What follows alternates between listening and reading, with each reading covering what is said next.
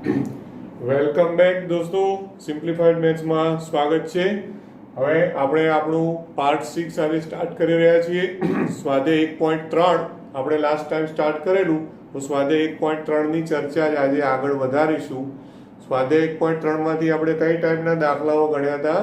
સંયોજિત વિધેયવાળા દાખલાઓ ગણ્યા હતા. હવે સ્વાધ્યાય 1.3 ની અંદર જે મોસ્ટ ઇમ્પોર્ટન્ટ ચેપ્ટરનો જે ટોપિક છે એ છે પ્રતિવિધેય, ઇન્વર્સ એટલે વ્યસ્ત સંપન્ન.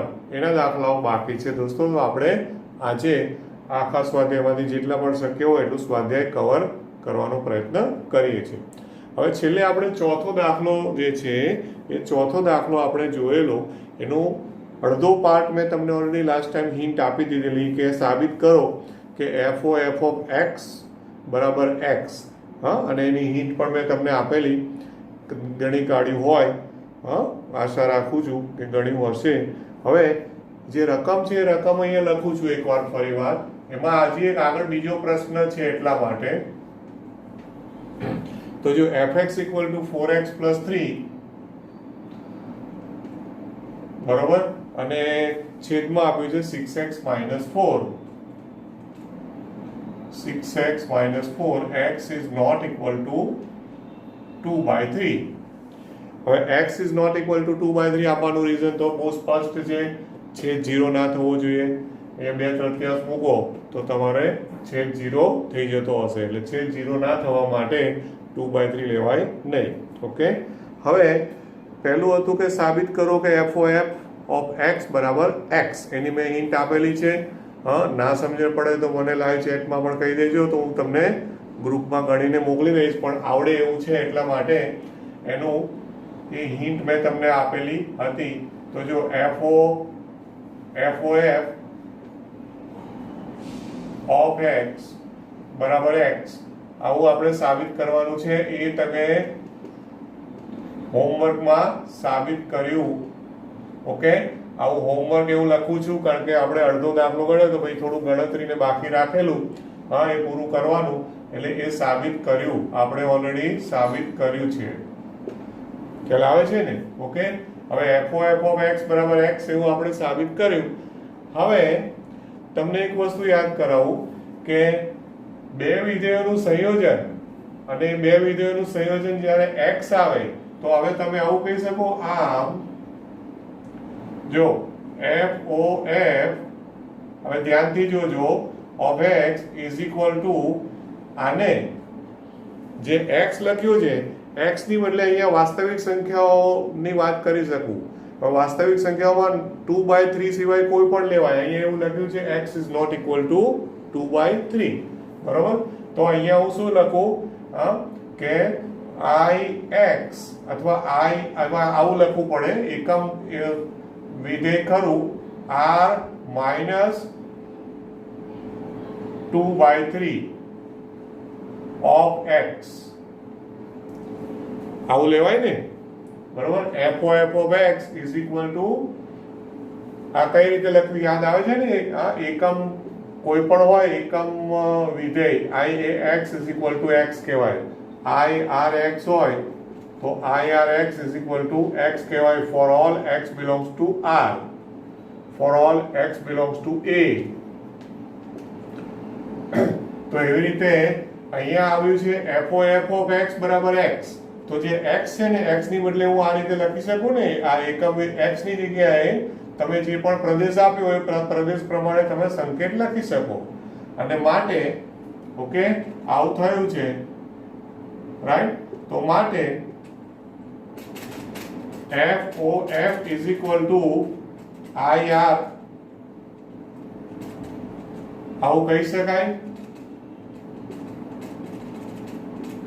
Okay, f is equal to ir minus 2/3 કહી શકાય, કહેવાય ને?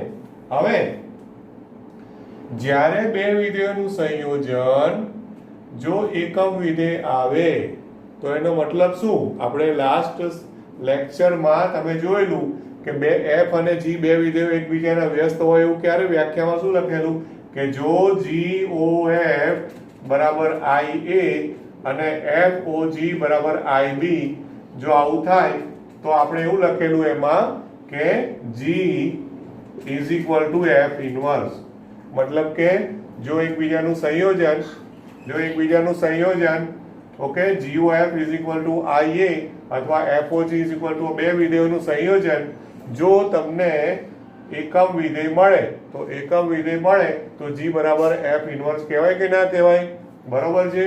ઓકે, આટલું ક્લિયર થાય છે. તો હવે એના પ્રમાણે અહીંયા જુઓ કે FOF એનો આન્સર એકમ વિધેય આવે તો અહીંયા જેમ G અને G નું ઇનવર્સ એટલે કે G એ F નું ઇનવર્સ છે એવી રીતે અહીંયા તમે શું કહી શકો એટલે કે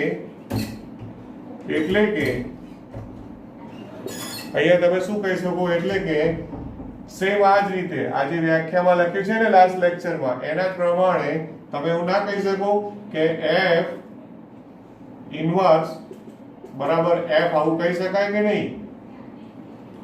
ઓકે, F ઇનવર્સ બરાબર F આવું કહી શકાય ને? સમજ પડે છે? ગયા વખતનું લેક્ચર યાદ કરજો કે જો બે વિધેયનું સંયોજન તમને તદેવ વિધેય મળે, તદેવ એટલે કે એકમ વિધેય મળે તો એનો મતલબ કે G બરાબર F ઇનવર્સ થાય. એ રીતે અહીંયા FOF બરાબર તદેવ વિધેય મળ્યું એનો મતલબ શું થયો કે F બરાબર જ F ઇનવર્સ થયું કે ના થયું? ઓકે, એટલે કે આમાં શું થયું કે વિધેય F નું પ્રતિવિધેય F પોતે જ છે આવું કહેવાય. ખબર પડી ને? હવે આમાં જો ચોથો દાખલો છે ને થોડો ટિપિકલ અલગ ટાઈપનો છે કે ઇનવર્સ શોધો. એણે એવું કીધું છે કે પેલું FOF ઓફ x બરાબર x સાબિત કરો અને આગળ પ્રશ્ન એવો હતો કે f નું પ્રતિવિધેય શું છે આવો ક્વેશ્ચન પૂછેલો. f નું પ્રતિવિધેય શું છે તો એનો મતલબ શું છે f નું પ્રતિવિધેય f પોતે જ છે એમ. માટે તમે શું કહી શકો કે f ઇનવર્સ x બરાબર પણ જે રકમ છે એ જ એનું ઇનવર્સ છે એટલે f ઇનવર્સ x બરાબર fx જ છે અને fx શું છે તો કે 4x + 3 upon 6x - 4 આ થયો આન્સર. ઓકે, ખ્યાલ આવે છે? આમાં કોઈ ડાઉટ કરો? ઓકે,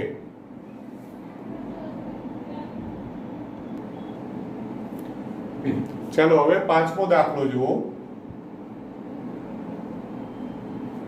જો આમાં જે રીતે ઇનવર્સ શોધ્યો ને એવું દર વખતે દરેક દાખલામાં આવી રીતે ઇનવર્સ નહીં થાય. આમાં શું થયું કે રકમ જ એવી હતી કે તમને એમને ઇનવર્સ મળી ગયો. બાકી ઇનવર્સ માટેની મેથડ છે ને એ આખી અલગ થશે. ઓકે, એ જ્યારે દાખલાઓ આવશે એ વખતે તમને ખ્યાલ આવશે. તો હવે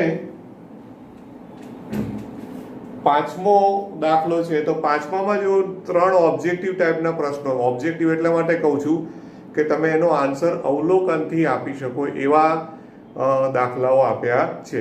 નીચે આપેલા વિધેયોના પ્રતિવિધેયો મળશે એવો ક્વેશ્ચન માર્ક છે અને કારણ સહિત જણાવો. હવે પાંચમાનું હું પહેલું લઉં છું. પાંચમાનું ફર્સ્ટ. હવે એમાં વિધેય f from એના પ્રદેશમાં આપ્યું છે 1 2 3 4 1 2 3 4. ઓકે, એના પ્રદેશમાં અને એના સહપ્રદેશમાં આપ્યું છે ખાલી એક જ ઘટક આપ્યો છે 10. બરોબર? અને વિધેય f છે ક્રમયુક્ત જોડના સ્વરૂપમાં આપ્યો છે વિધેય f. તો વિધેય f ઇક્વલ ટુ છગડિયા કૌંસમાં હવે વિધેય f જે છે એ છગડિયા કૌંસમાં આપેલું છે 1 10 2 10 3 10 અને 4 10. 1 10 2 10 3 10 અને 4 10. હવે આમાં તમારો પ્રશ્ન એ છે કે શું આનું પ્રતિવિધેય મળશે? તો હવે આપણું ગયા વખતનું લેક્ચર યાદ કરો દોસ્તો. એમાં અગત્યના પરિણામો પ્રમેયો લખ્યા છે કે કોઈ પણ વિધેયનું પ્રતિવિધેય ક્યારે મળે. પ્રતિવિધેય એટલે કે વિધેય વ્યસ્ત સંપન્ન ક્યારે હોય તો એના માટે બે શરતો છે અને બે શરતો કમ્પલસરી છે કે વિધેય કેવું હોવું જોઈએ? એક પણ હોવું જોઈએ અને વ્યાપ્ત પણ હોવું જોઈએ. એક અને વ્યાપ્ત બંને હોવા જોઈએ. હવે બેમાંથી એક વસ્તુ પણ તમે અવલોકનથી કહી શકો ને તો બીજું ચેક કરવાની જરૂર નથી. એક વસ્તુ થાય તો બીજી ચેક કરવાની. પહેલી ધારો કે એક ના થાય તો વ્યાપ્ત ચેક નહીં કરવાનું. ખબર પડે છે? કારણ કે બંને શરતોનું પાલન થવું જોઈએ. હવે આમાં તમે જુઓ કે 1 નું પ્રતિબિંબ 10 છે, 2 નું પ્રતિબિંબ પણ 10 છે, 3 નું પણ 10 છે, 4 નું પણ 10 છે. તો તમે એવું કહી શકો કે અહીં જો 1 નું પ્રતિબિંબ 10 એટલે f(1) બરાબર 10 અને f(2) બરાબર પણ 10 છે. બાકી આગળ બધા લખવાની જરૂર નથી.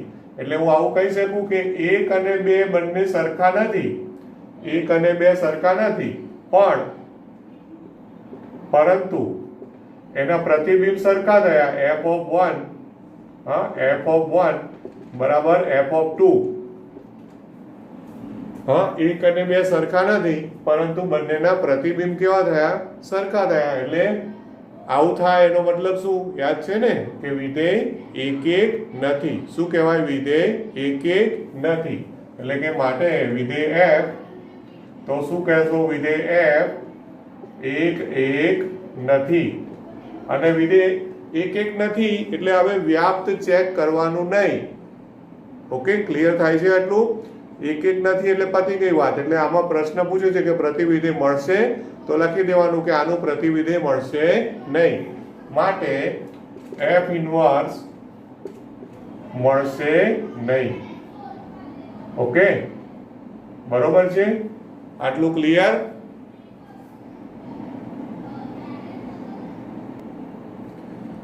પછી હવે પાંચમાનું બીજું જુઓ, સેકન્ડ. Okay, પાંચમાનું second. તો જો આવો પ્રશ્નો આવે તો MCQ માં આવે કે નહીં? આપણને એવું થાય કે ઇન્વર્સ મળશે કે નહીં. આવો MCQ માં કેમ પૂછ્યો?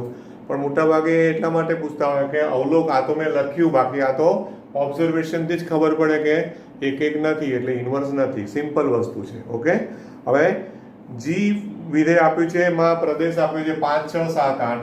જી 5 6 7 8 બરોબર.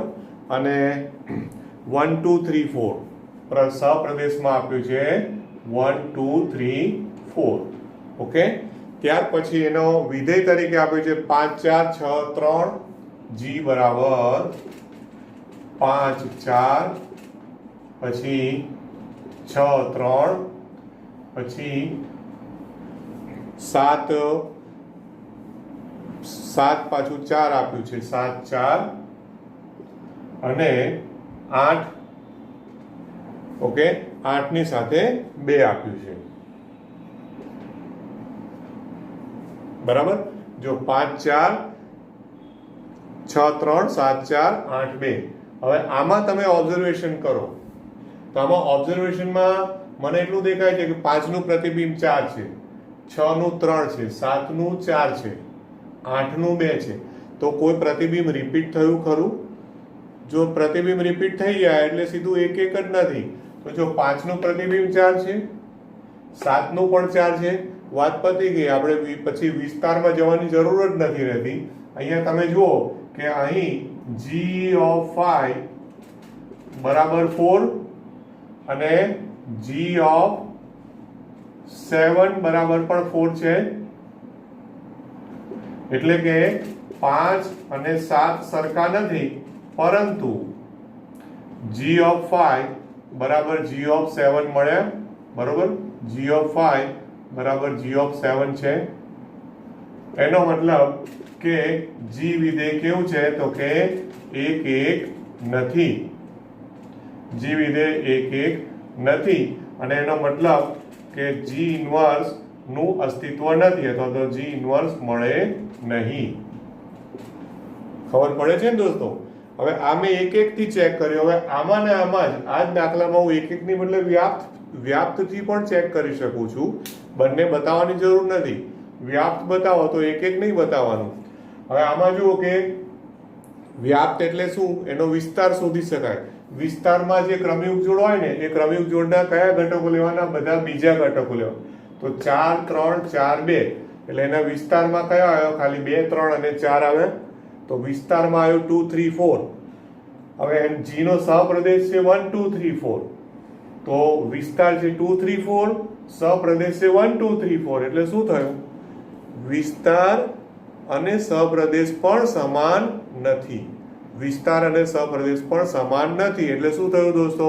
વિસ્તાર અને સપ્રદેશ જો સમાન હોય તો જ વ્યાપ્ત હોય, એ આપણી વ્યાખ્યા છે. ક્લિયર? તો અહીંયા વ્યાપ્ત પણ નથી, આમાં વ્યાપ્ત પણ નથી એટલે વ્યાપ્તથી પણ હું બતાવી શકું કે ઇન્વર્સનું અસ્તિત્વ નથી. એકથી પણ બતાવી શકું છું ઇન્વર્સનું અસ્તિત્વ નથી. બોલો, આમાં કોઈ ડાઉટ ખરો? હવે એનું ત્રીજું તમે જાતે પ્રયત્ન કરશો. ઓકે, ત્યાર પછી હવે લઈશું આપણે દાખલા નંબર 6. ઓકે, આમાં બને એટલા. ચાલો હવે છઠ્ઠો દાખલો. તો છઠ્ઠા દાખલાની મેં રકમ ઓલરેડી બોર્ડ પર લખી દીધી છે. આમાં પણ બે પ્રશ્નો છે. પહેલું એવું છે કે આ વિધેય આપ્યું છે, ટેક્સ્ટ બુકમાં ધ્યાન આપજો બધા, કે f ફ્રોમ એનો પ્રદેશમાં આપ્યું છે સૌરુત અંતરાલ -1 થી 1 close interval -1 to 1 to r fx બરાબર x upon x plus 2. પહેલું છે કે સાબિત કરો કે આ એક એક વિધેય છે. પહેલા આપણે એક એક વિધેય ચેક કરી લઈએ. ઓકે, હવે આ આપેલું છે. હવે એને એક એક ચેક કરવા માટે પહેલા શું કરો? હંમેશા for all x1 x2 belongs to close interval -1 to 1. એક એક માટે હંમેશા બે ઘટકો ક્યાંથી લેવાના? પ્રદેશમાંથી લેવાના. પ્રદેશમાંથી લઈ અને એક એકની વ્યાખ્યા પ્રમાણે fx1 બરાબર fx2 થી સ્ટાર્ટ કરો.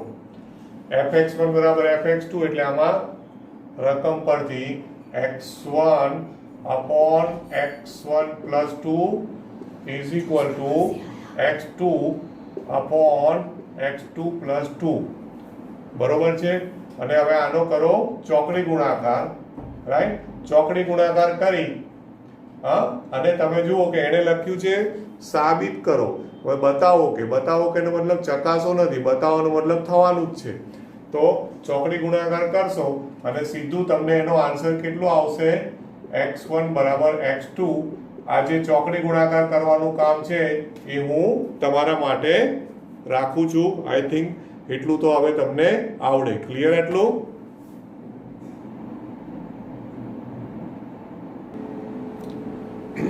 હવે આ સાબિત થઈ જાય એટલે તમે શું લખી નાખશો કે માટે વિધેય f એક એક છે. એટલે પહેલા પ્રશ્નનો જવાબ તમારો પૂરો થયો. હવે એમાં જ બીજો પ્રશ્ન પૂછ્યો છે, એ જોજો. એમાં એવું કીધું છે કે વિધેય f ફ્રોમ -1 to 1. ફરી પાછો પ્રદેશ આનો આ જ રાખ્યો. હવે f from close interval -1 to 1 થી એના સપ્રદેશમાં એને એવું લખ્યું છે f નો વિસ્તાર. સપ્રદેશમાં શું લઈ લીધું? f નો વિસ્તાર. તો એને હું સંકેતમાં લખું તો એને હું rf લખી શકું. જે પણ વિસ્તાર હોય આપણને ખબર નથી, પણ rf તો કહેવાય ને સંકેતમાં. એટલે f from close interval -1 to 1 rf. અને રકમ પણ આની આ જ. તો x upon x plus 2 fx is equal to. હવે એને એવું પ્રશ્ન પૂછ્યો છે કે આનું પ્રતિવિધેય શોધો. આનું પ્રતિવિધેય શોધો. હવે આનું પ્રતિવિધેય તમારે શોધવાનું કે છે. નું પ્રતિવિધેય શોધો, આવો પ્રશ્ન છે. તો જો એક એક તો ઓલરેડી થઈ ગયું.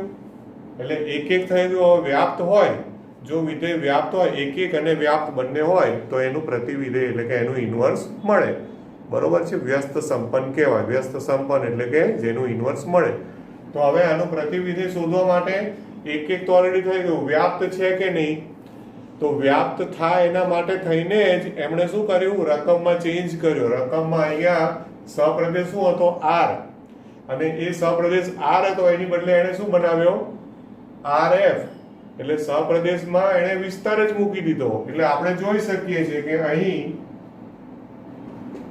જે આ જે સપ્રદેશ છે f નો સપ્રદેશ, બરોબર, અને વિસ્તાર, સપ્રદેશ એ પણ rf જ છે. એટલે કે વિસ્તાર, f નો વિસ્તાર બંને સમાન જ છે. તો જ્યારે સપ્રદેશ અને વિસ્તાર સરખા થાય એનો મતલબ શું કે વિધેય f કેવું છે? વ્યાપ્ત પણ થશે. થાય ને, વિધેય f કેવું થાય? વ્યાપ્ત પણ થશે. એટલે એક હતું અને વ્યાપ્ત પણ થયું, એનો મતલબ કે હવે f ઇન્વર્સ મળે. માટે f ઇન્વર્સ નું અસ્તિત્વ છે. હવે મોસ્ટ ઇમ્પોર્ટન્ટ ઇન્વર્સ ની વ્યાખ્યા યાદ કરો કે f from a to b હોય ને, a from a to b, તો f inverse from b to a હોય. Okay, f from a to b હોય તો f ઇન્વર્સ હંમેશા કેવું હોય? a ને b હોય ને, સપ્રદેશ ને પ્રદેશની અદલા બદલી કરી દેવાની. આ છે ને, હું હમણાં અહીંયા આવીશ એટલે આ ભૂસી કાઢીશ. તમારે જો લખવું હોય તો લખી નાખજો કે f from a to b, તો f inverse from b to a તો હોય, એ તો આપણને ખબર જ છે. Okay, right? આ તો થાય. પણ જે તમને લખવાનું કહું છું એ આ છે કે જ્યારે દાખલો ગણતી વખતે y બરાબર fx હોય ને, y બરાબર fx એટલે જે રકમ આપી હોય તે, આ y કહેવાય ને, આપણું y છે એટલે y બરાબર x upon x plus 2 છે. એના ઉપરથી તમારે એનો ઇન્વર્સ શોધવાનો આવે. તો ઇન્વર્સ હોય ને તો આમાં y ને કરતા બનાવેલો છે, y બરાબર fx એટલે y ને કરતા બનાવેલો છે. એની બદલે તમારે શું કરવાનું દોસ્તો? તમારે એને x ને કરતા બનાવવાનું. એટલે કે x ને કરતા બનાવો એટલે f આ બાજુ જતું રહે, એટલે x is equal to f inverse y. Okay, right? તો આ જે મેં અત્યારે બોક્સમાં લખ્યું છે, એ બોક્સમાં લખ્યું છે, તમારે એકવાર એક જગ્યાએ ક્યાંક લખવું હોય તો લખી રાખજો કે આનો ઉપયોગ તમારે દાખલો ગણતી વખતે દાખલાઓમાં આ રીતે ઉપયોગ કરવાનો થશે. આપણે જ્યારે પણ દાખલાઓ ગણીશું ને તો દાખલાઓમાં આ રીતે ઉપયોગ કરવાનો થાય. ખ્યાલ આવ્યો કે y બરાબર fx હોય તો x બરાબર f ઇન્વર્સ y. હવે એ સેમ આ જે બોક્સ કર્યું છે ને, બોક્સનો જ ઉપયોગ હું અહીંયા કરવાનો છું. તો આ બોલો f ઇન્વર્સ, તો આ રહ્યું f, તો f ઇન્વર્સ ફ્રોમ, તો હવે પ્રદેશ અને સપ્રદેશને શું કરી દઈશું? અદલા બદલી. એટલે શું થઈ જશે? rf છે એ પ્રદેશમાં આવી જાય અને આ ક્લોઝ ઇન્ટરવલ -1 to 1 એ સપ્રદેશમાં આવી જાય. ઓકે, નું અસ્તિત્વ છે, નું અસ્તિત્વ છે. ખ્યાલ ને કે જ્યાં હવે કેવી રીતે શોધવાનું? તો આ રીતે શોધવાનું. y બરાબર fx ડબલ ઇમ્પ્લાઇઝ x બરાબર f ઇન્વર્સ y. તો માટે y બરાબર fx ડબલ ઇમ્પ્લાઇઝ x બરાબર f ઇન્વર્સ y આના મુજબ. ઓકે, આ મેં શરૂઆતનો દાખલો ગણું છું એટલે એના મુજબ. તો તમે શું કરશો બોલો? y બરાબર fx એટલે જે પણ રકમ આપી છે ને એને y કહી દો. હા, એટલે આને હવે હું એકચ્યુઅલી પૂછતો નથી, અહીંયા રાખું છું જેથી તમને પણ કામ લાગે. તો y બરાબર x upon x plus 2. હવે આ y ને કરતા બનાવેલું છે, આમાંથી x ને કરતા બનાવો. આમાંથી શું કરો? x ને કરતા બનાવો. એટલે ઇમ્પ્લાઇઝ, બરોબર, આના પરથી ઓકે શું થશે? ચોકડી ગુણાકાર કરો. તો ચોકડી ગુણાકાર કરો એટલે xy, xy plus 2y is equal to x. ચોકડી ગુણાકાર કરો, xy plus 2y is equal to x. હવે આમાંથી કોને કરતા બનાવવાનો છે? x ને. એટલે આ બાજુથી x ને આ બાજુ લાવી દો, બીજું સામે લઈ જાઓ. એટલે xy માઇનસ x, આ x આ બાજુ આવી ગયો અને આ 2y ને સામે લઈ જાઓ એટલે માઇનસ 2y. બરાબર છે? માટે x ને કોમન કાઢો તો y minus 1 is equal to minus 2y.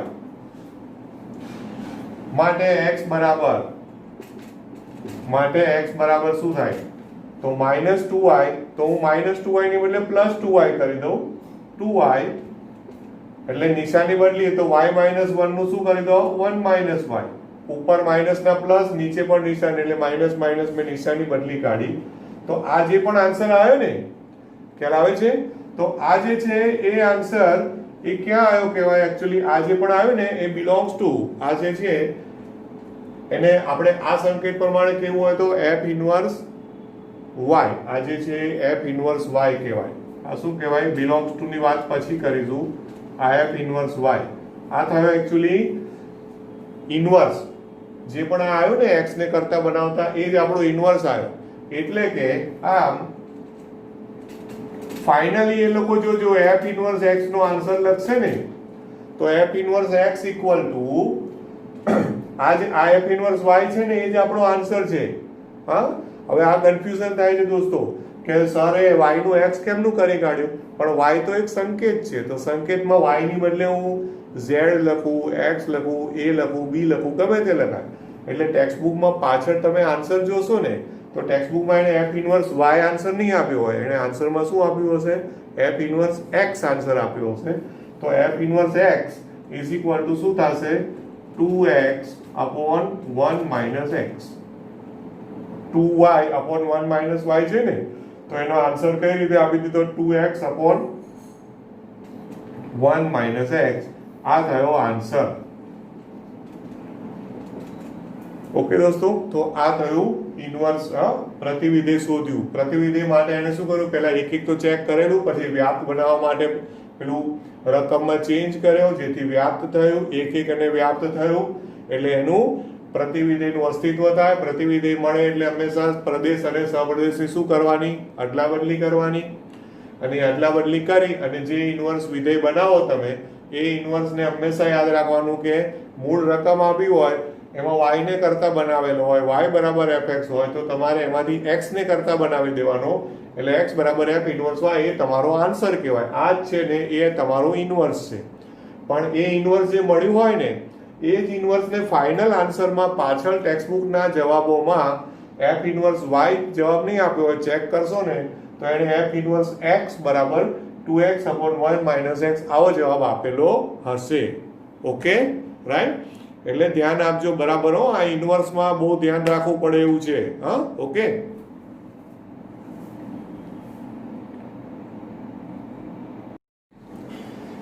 હવે ટેક્સ્ટ બુકમાં તમે સાતમો દાખલો જુઓ, દાખલા નંબર 7.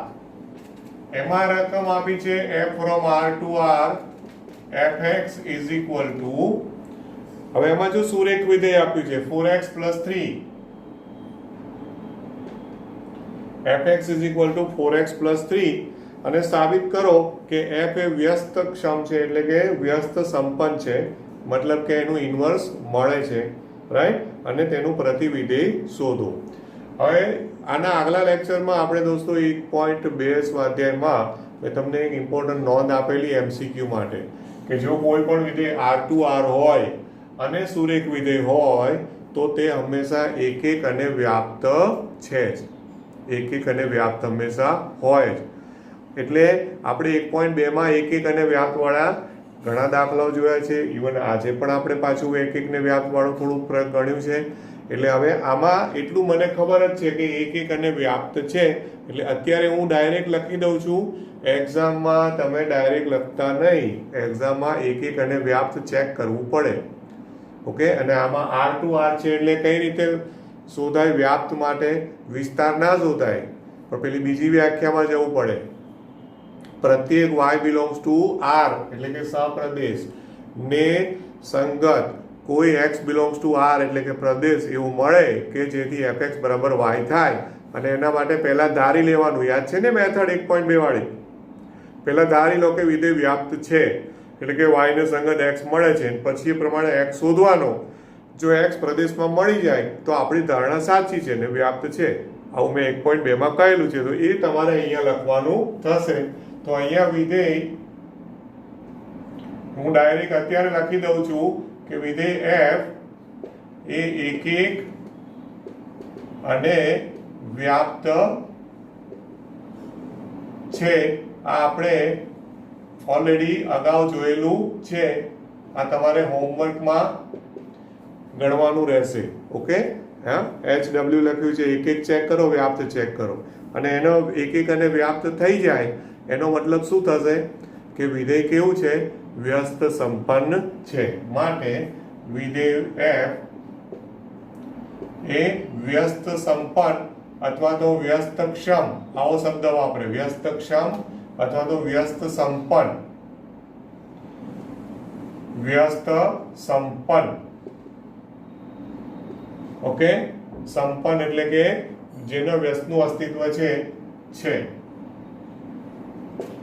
અને માટે હવે આમાં શું કે f ઇન્વર્સ શોધો, તો f ઇન્વર્સમાં r2r નું અદલા બદલી કરો તો r2r જ થવાનું છે, એટલે f ઇન્વર્સ ફ્રોમ r2r નું અસ્તિત્વ છે, એટલે કે ન મળે એવું પણ લખી શકો, નું અસ્તિત્વ છે કે જ્યાં હવે હમણાં મેં પેલી નોંધ લખેલી ને એના પ્રમાણે y બરાબર fx ડબલ ઇમ્પ્લાઇઝ x બરાબર f ઇન્વર્સ y આના મુજબ. હવે જો તમે દોસ્તો એક એક અને વ્યાપ્ત ગણેલું હશે, એટલે વ્યાપ્ત ગણેલું હશે ને એટલે વ્યાપ્તમાં તમે y ને કરતા બનાવીને પછી એમાંથી x ને કરતા બનાવેલો ઓલરેડી પડ્યો જ હશે, તમારી પાસે વ્યાપ્ત ચેક કરવા માટે x શોધવો જ પડે છે, એટલે એકચ્યુઅલમાં અહીંયા કશું જ નવું કરવાનું નથી. વ્યાપ્તના ચકાસણીમાં તમે y ઉપરથી x શોધેલો જ હશે 1.2 સ્વાધ્યાયમાં દાખલા ગણ્યા હોય તો એમાં x જે કરતા બનાવેલો હોય ને એ જ x છે, આ બીજું કંઈ જ નથી. એટલે ઇન્વર્સ ઓલરેડી વ્યાપ્ત શોધતી વખતે એટલે કે વ્યાપ્તની ચકાસણી વખતે આપણે ઓલરેડી ઇન્વર્સ શોધેલો જ છે એવું કહેવાય. જો વ્યાપ્ત થઈ જાય તો જે x મળ્યો છે એ જ એનો આન્સર છે, x જ એનો f ઇન્વર્સ y છે. એટલે y બરાબર fx એટલે શું છે 4x + 3, તો x બરાબર આમાંથી x ને કરતા બનાવી દો, એ તમે ઓલરેડી પેલું વ્યાપ્ત વખતે ગણેલું હશે જ, હા, એટલે x ને કરતા બનાવો તો શું થશે y - 3/4, આ જે આવ્યું એ શું છે f ઇન્વર્સ y. એટલે આ જ આપણો આન્સર છે, આ તમે જે શોધ્યું x ને કરતા એ તમારો જવાબ છે. એટલે કે ફાઇનલી જવાબ તરીકે હવે શું આપ્યું હશે, પાછળ ટેક્સ્ટબુકમાં f ઇન્વર્સ y નહીં આપ્યું હોય, શું જવાબ આપ્યો હશે f ઇન્વર્સ x = x - 3/4. આ રીતે તમને ફાઇનલ આન્સર આપેલો હશે. ઓકે દોસ્તો, આમાં મેં એક અને વ્યાપ્ત ગણ્યું નથી એવી આશા સાથે કે 1.2 સ્વાધ્યાય બરાબર સમજ્યા હશો અને બરોબર મેં પણ જે સમજાવ્યું છે ખબર પડી હશે તો વાંધો નહીં આવે. હવે દઉં છું દાખલા નંબર 8. જો આમાંથી જેટલા ગણો એટલા ઓછા એવું છે, પણ જેટલા એટલીસ્ટ હું ગણાવું એટલા તો તમારે કમ્પલસરી એક્ઝામની દ્રષ્ટિએ ગણવાના જ, એ સિવાયના તો ખરા જ. ઓકે, હવે 8મો દાખલો છે, એની રકમ કંઈક આવી છે f from r + 2 4 to infinity છે. f ફ્રોમ r plus થી સપ્રદેશમાં આપ્યું છે 4 to infinity. fx = રકમ આપી છે fx = x² + 4. x² + 4. આનાથી સાબિત કરો કે f એ વ્યસ્તક્ષમ છે, એટલે કે એક અને વ્યાપ્ત છે અને તેનું પ્રતિવિધેય f ઇન્વર્સ ઓલરેડી આપી દીધું છે. એટલે એટલું સારું છે, ઇન્વર્સ શું છે તમને ખબર છે પણ એ લાવવાનું છે. f ઇન્વર્સ y = √y - 4 દ્વારા દર્શાવાય છે. એટલે એણે f ઇન્વર્સ y ના સ્વરૂપમાં જ આપ્યું છે, એટલું સારું કે આમાં f ઇન્વર્સ x કર્યું એ કરવાનું નથી, સીધું આ જે આવે એ જ જવાબ એવું કહે છે. બરોબર છે. જે r પ્લસ એ તમામ અનઋણ વાસ્તવિક સંખ્યાઓનો ગણ છે. અનઋણ એટલે કે ધન. ઓકે, હવે પહેલા આને શું ચેક કરશો, વ્યસ્ત સંબંધ એટલે એક એક અને વ્યાપ્ત. તો પહેલું એક એક માટે ચેક કરું તો એક એક માટે ફોર ઓલ, એક એક માટે પહેલું શું કરશો ફોર ઓલ એટલે કે પ્રત્યેક x1 x2 belongs to r plus માટે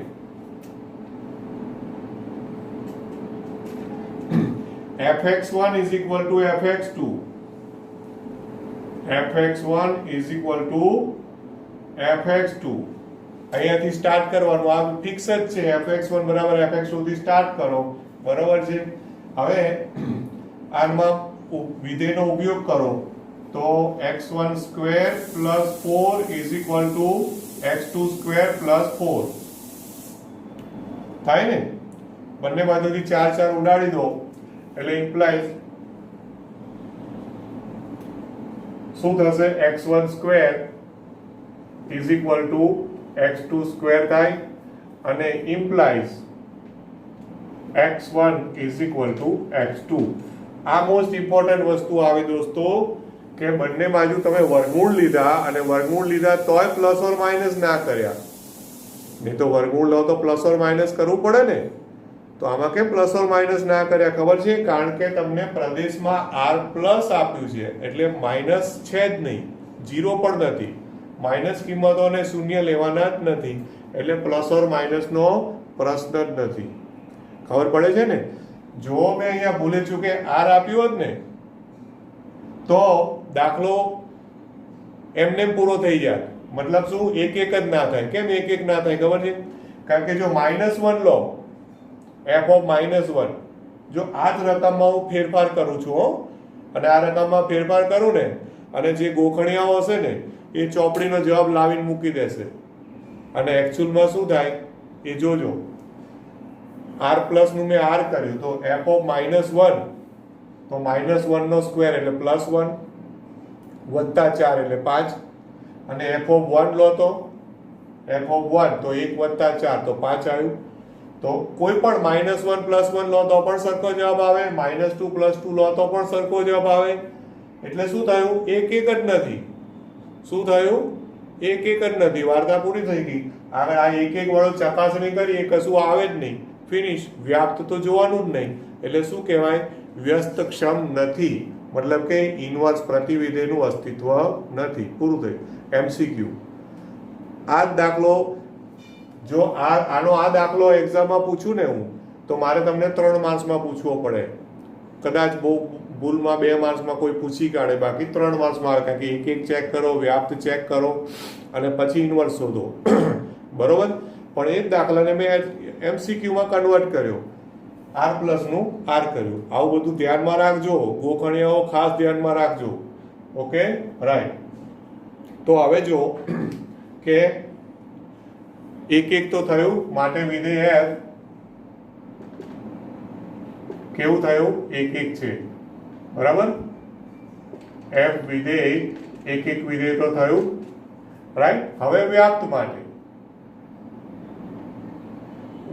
માટે આપણે પેલી વ્યાપક રીત પ્રમાણે પહેલા ધારી લો. હવે 1.2 સ્વાધ્યાય યાદ કરો. ધારો કે વ્યાપ્ત છે, એટલે હું શું કહું? ધારો કે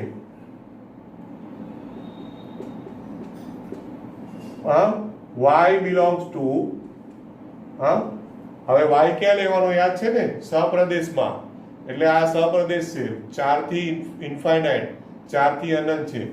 y belongs to 4 to infinitive ને સંગત કોઈક x belongs to, બરોબર, પ્રદેશમાં x belongs to r plus એવો મળે છે કે જેથી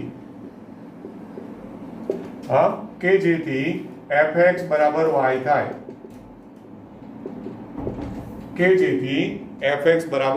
y થાય. આવું મેં ધારી લીધું. જો સાચું હશે ધારણા તો તમને x એવું મળશે જે બિલોંગ્સ ટુ r પ્લસ હોય, નહીં તો નહીં મળે. ઓકે, હવે fx y એટલે fx એટલે આ રકમ, એટલે શું છે? x² + 4 y. ક્લિયર થાય છે? આમાંથી x² હવે આમાંથી આ y ને કરતા બનાવેલો કેવા? અત્યારે y કરતા છે, એમાંથી x ને કરતા બનાવો એટલે કે x² y - 4 માટે x = √y - 4. x = √y. ફરી પાછું પ્લસ ઓર માઇનસ ના આવ્યું. એનું રીઝન કારણ શું છે? x belongs to r plus છે ને, એટલે આ belongs to r plus. Plus or minus નહીં લેવાનું, કારણ કે x belongs to r plus લેવાનું છે, માઇનસ ને અવગણવાનું, કારણ કે આપણે પ્રદેશમાં r પ્લસ માં જોઈએ છે. ટૂંકમાં એવો x મળે છે, √y - 4 belongs to r plus એવો મળે છે કે જેથી fx બરાબર y થયું. ઓકે, ખ્યાલ આવે ને દોસ્તો? ઘણાને એવું થાય કે આવું તો સર દરેક દાખલામાં મળવાનું જ છે, તો ના. ક્યારેક એવું થશે કે y ને કરતા બનાવીને સ્ટાર્ટ કરશો ને x જે શોધો ને તો એ x એવો મળશે જે પ્રદેશમાં નહીં હોય. એવો દાખલો આપણે 1.2 માં એક ગણી કાઢ્યો, પેલો 1/x વાળો. 1/x માં એવો પ્રશ્ન પૂછેલો, જો પ્રદેશમાં r પ્લસ હતું એનું એને n કર્યું હતું, તો n હોય તો શું થાય? તો જો પ્રદેશમાં n લીધેલો તો એમાં વ્યાપ્ત નહોતું થતું, યાદ છે ને? તો એ ધ્યાન રાખજો કે દર વખતે આવું થાય એવું જરૂરી નથી. આમાં આવું થયું માટે વિધેય f એ વ્યાપ્ત પણ છે, માટે f વિધેય વ્યાપ્ત પણ છે. બરોબર, વ્યાપ્ત વિધેય પણ છે. ખ્યાલ આવ્યો કે નહીં? અને વ્યાપ્ત અને એક એક બંને થયા એનો મતલબ શું થયો કે f વિધેય કેવું છે? વ્યસ્તક્ષમ. એ લોકો આવો શબ્દ વાપરે છે, વ્યસ્તક્ષમ અથવા તો વ્યસ્ત સંપન્ન. હવે ઇન્વર્સ કેવી રીતે શોધવાનો હતો દોસ્તો? યાદ રાખજો, ઇન્વર્સ ઓલરેડી અહીંયા તૈયાર પડ્યું છે. આ રહ્યું, આ ઇન્વર્સ જ છે, પણ ખાલી એને લખતા આવડવું જોઈએ. કે માટે હવે f ઇન્વર્સ ફ્રોમ, તો શું કરવાનું? આ જે f હોય ને એના પ્રદેશ અને સપ્રદેશ અદલા બદલી કરીને લખવાના. જો આ નહીં લખો ને તો તમારે હાફ માર્ક્સ કટ થઈ જશે, 3 માર્ક્સમાંથી અઢી જ આપશો. આ પહેલા પ્રદેશ સપ્રદેશ અદલા બદલી એટલે f ઇન્વર્સ ફ્રોમ 4 થી ઇન્ફિનિટિવ, એટલે જે સપ્રદેશ હતો એ પ્રદેશ બનાવ્યો, અને થી r પ્લસ મળે એટલે કે મળશે કે જ્યાં. હવે પેલું યાદ કરો, આ ઇન્વર્સ વાળી મેથડ y બરાબર fx ડબલ ઇમ્પ્લાઇઝ x બરાબર f ઇન્વર્સ y. હું છે ને દર વખતે આ દરેક દાખલામાં લખીશ એટલા માટે કે એ બાને યાદે રહી જાય અને આપણી ભૂલે ના પડે. કે y બરાબર fx એટલે જે પણ રકમ હોય એની y કહી દો. એટલે y બરાબર શું છે? x² + 4 અને ડબલ ઇમ્પ્લાઇઝ x બરાબર ઓલરેડી ઉપર મળેલું જ છે √ ઓફ આ જે છે બીજું કઈ નથી પણ f ઇન્વર્સ y છે. તો અહીંયા એને કહેલું કે ભાઈ એનું પ્રતિવિધેય f ઇન્વર્સ y બરાબર √ ઓફ y - 4 દ્વારા વ્યાખ્યા દર્શાવાય છે તેવું સાબિત કરો, આવું કહેલું છે. તો આ થઈ ગયું સાબિત. માટે f ઇન્વર્સ y બરાબર √ ઓફ y - 4 સાબિત થયું. ઓકે, હવે આમાં છે ને આગળના દાખલાની જેમ પેલું f ઇન્વર્સ y માંથી f ઇન્વર્સ x એવું નથી આપણે લખવાનું, કારણ કે એને રકમમાં જ જે કહ્યું છે આપણે ત્યાં એને સાબિત કરીને છોડી દેવાનું. પછી એમાં એનાથી આગળ જવાની જરૂર નથી. નહીં તો મોટા ભાગે પાછળ આન્સર આપ્યા હોય તો બધા એક્સ્ટ્રા સ્વરૂપમાં આપ્યા હોય. ક્લિયર થાય છે આટલું? ઓકે,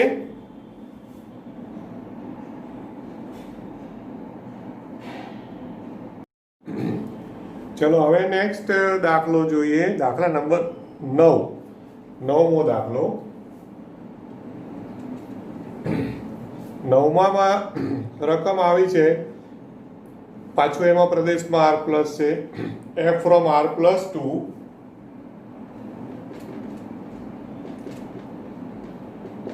-5 ટુ ઇન્ફિનિટિવ, સપ્રદેશમાં close open interval -5 to infinitive, fx is equal to 9x² + 6x - 5. આવું રકમ આપી છે. fx equal to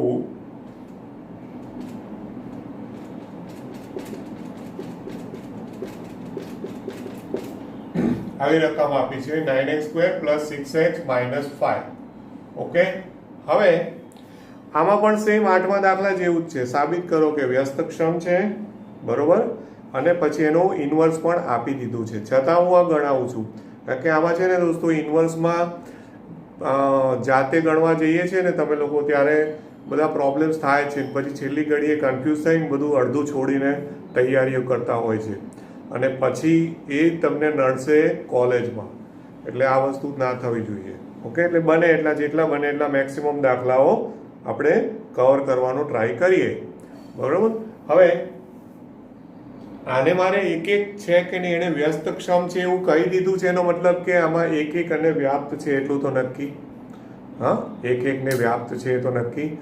હવે એક એક અને વ્યાપ્ત માટે આને છે ને એક ટ્રીક આવી છે, આ એટલા માટે લઉં છું કે અત્યારે જો આ પૂર્ણ વર્ગ નથી, પણ હું એને પૂર્ણ વર્ગ બનાવું તો અંતિમ પદ શોધો. અંતિમ પદ એટલે આપણને ખ્યાલ છે ને, મધ્ય પદ જો હોય તો શું થશે? આનું મધ્ય પદનો વર્ગ ભાગ્યા 4 ગુણ્યા પ્રથમ પદ. સૂત્ર યાદ છે ને? તો એ પ્રમાણે આનું અંતિમ પદ શોધો. તો મધ્ય પદનો વર્ગ, જેને સૂત્ર યાદ ના હોય એને યાદ કરાવી દઉં કે અંતિમ પદ બરાબર શું છે? મધ્ય પદનો સ્ક્વેર ભાગ્યા 4 ગુણ્યા પ્રથમ પદ. અને એકચ્યુઅલી પ્લસ ઓર માઇનસ આવે, એટલે પ્લસ કે માઇનસ કોઈ બી લઈ શકો તમે. બરોબર છે? રાઈટ? અંતિમ પદ છે ને, સોરી, એટલે અંતિમ પદમાં તો પ્લસ જ આવશે. હા, મધ્ય પદ હોય તો એ રીતના. હવે આમાં મધ્ય પદનો સ્ક્વેર એટલે શું થાય? 36x square. 36x સ્ક્વેર ભાગ્યા 4 ગુણ્યા પ્રથમ પદ, એટલે છેદમાં પણ 36x સ્ક્વેર થાય, કારણ કે 4 ગુણ્યા 9x square. 36x square 36x square ઉડી ગયા એટલે અંતિમ પદ આવ્યું 1. એટલે મારે 1 જોઈએ, એટલે 9x square 9x square plus 6x, અને આના પ્રમાણે આપણું અંતિમ પદ શું આવશે? +1. તો +1 અને -6 કરવું પડે, કારણ કે -5 તો લાવવાના ને, એટલે ઇઝ ઇક્વલ ટુ, હવે આનો પૂર્ણ વર્ગ લખો તો 3x + 1 નો હોલ સ્ક્વેર -6. આ રીતે fx બન્યું fx. બરોબર છે? હવે પહેલા fx ને આ રીતે પૂર્ણ વર્ગના ઉપયોગથી આ રીતે લખ્યું. ડાયરેક્ટ તમે ચેક કરવા જશો ને તો એક એક અને વ્યાપ્ત ઇઝીલી એટલે થશે જ નહીં, અટવાઈ જ જશો. એટલે હવે આને એક એક માટે ચેક કરવું. હવે એક એક માટે, તો એક એક વિધેય માટે હવે એક એક માટે for all x1 x2 belongs to પ્રદેશ. પ્રદેશ શું છે? r plus. બરોબર? એના માટે fx1 is equal to fx2. તો fx1 is equal to fx2 implies. હવે આનો ઉપયોગ નહીં કરવાનો, આજે આપણે રૂપાંતર કર્યું ને, આનો ઉપયોગ કરવાનો. ઓકે, તો શું થશે? 3x1 + 1 નો whole square -6 is equal to 3x2 + 1 નો હોલ સ્ક્વેર -6. હા, બરાબર છે? x ની બદલે x1 અને બીજી વાર x2. બંને બાજુથી -6 કટ, તો 3x1 + 1 નો whole square is equal to 3x2 + 1 નો હોલ સ્ક્વેર. બે બાજુથી -6 કટ થયા. હવે બંને બાજુ વર્ગમૂળ લઈ લો. તો વર્ગમૂળ લો તો 3x1 + 1 is equal to 3x2 + 1. હવે આમાં પણ દોસ્તો યાદ રાખજો, વર્ગમૂળ લીધું તો પ્લસ ઓર માઇનસ નથી લેતા, બીકોઝ ફરી પાછું પ્રદેશમાં શું છે? r plus. પ્રદેશમાં છે r પ્લસ, એટલે r પ્લસ છે એટલે ધન વાસ્તવિક સંખ્યાઓ, એટલે માઇનસ લેવાનું જ નથી. એટલા માટે આ વર્ગમૂળ લેતા પ્લસ ઓર માઇનસ આવતું નથી. અને માટે 3x1 is equal to 3x2 અને implies x1 is equal to x2. Okay, clear થયું આટલું? રાઈટ? અને કદાચ તમારે અહીંયા રીઝન આપવું હોય તો રીઝનમાં આપી શકો કે કારણ કે x1 x2 belongs to r plus. Okay, કારણ કે એના લીધે પ્લસ ઓર માઇનસ નથી લીધા. એટલે હવે શું થયું? એક એક થઈ ગયું. માટે વિધેય f કેવું વિધેય છે? એક એક વિધેય છે, આવું કહી શકો. હવે વ્યાપ્ત ચેક કરવાનું છે. વ્યાપ્ત. ઓકે, હવે વ્યાપ્ત માટે પાછું ધારી લો કે વ્યાપ્ત છે. ધારો કે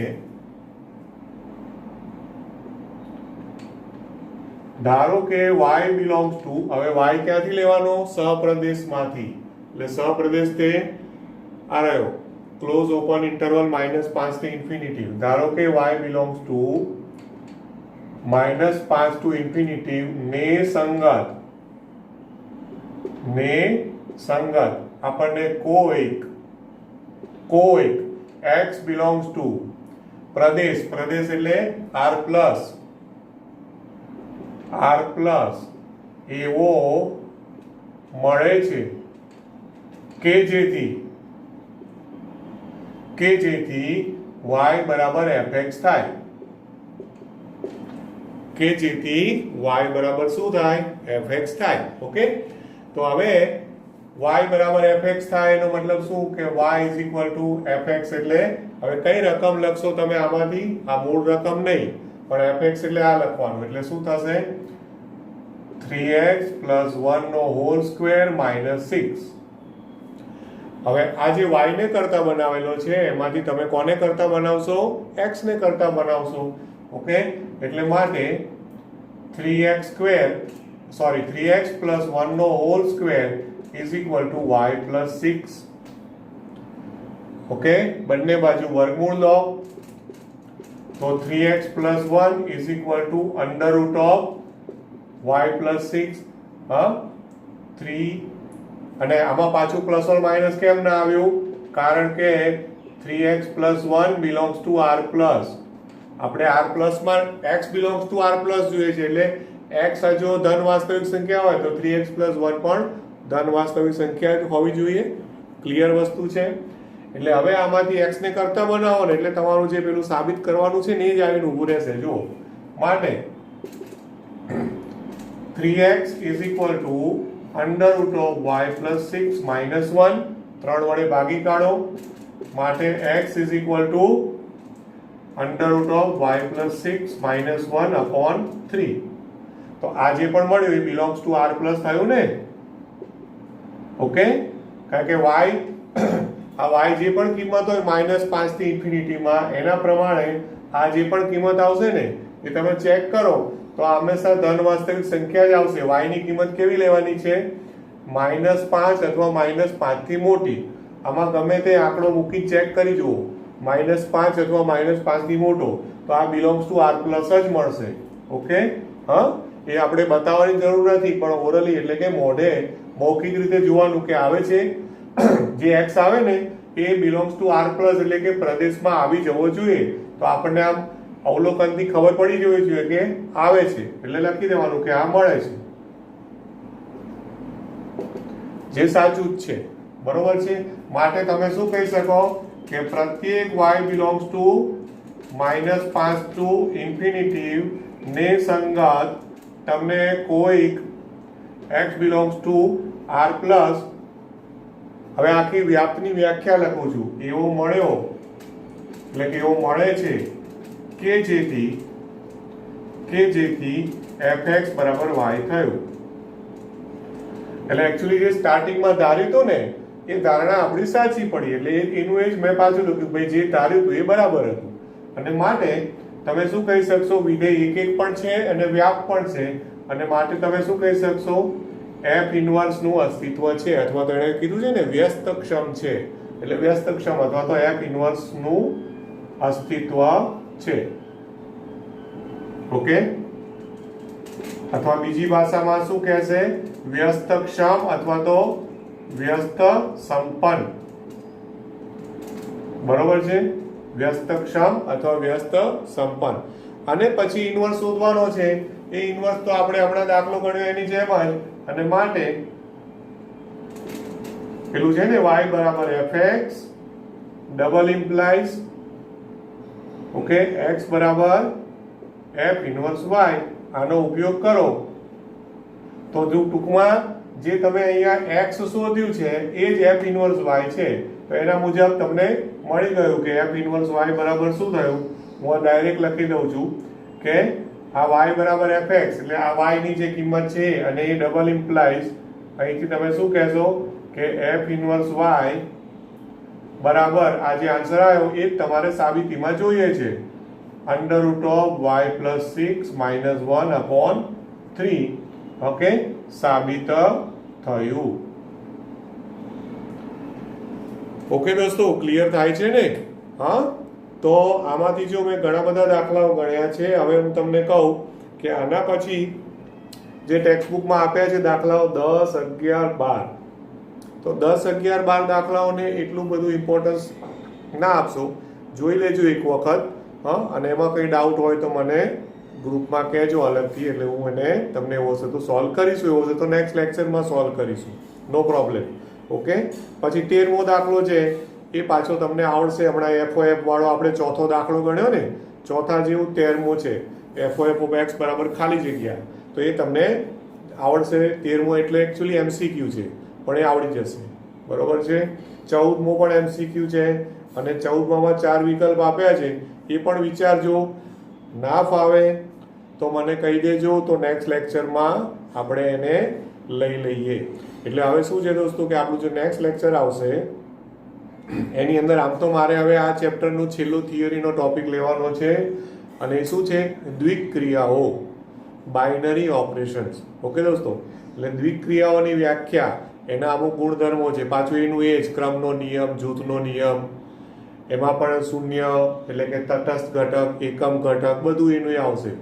પણ થોડું ધ્યાન રાખવું પડે એવું છે. અને એ થિયરી પતે એટલે એના દાખલાઓ, એટલે આપણું આ ચેપ્ટરમાં થિયરીનું કામ નેક્સ્ટ લેક્ચરમાં પતી જશે, અને થોડા દાખલાઓ જોઈશું, અને પછી એક છેલ્લું એક લેક્ચર, પેલા છેલ્લું સ્વાધ્યાય જે છે એમાંથી કોઈ દાખલાઓ હશે.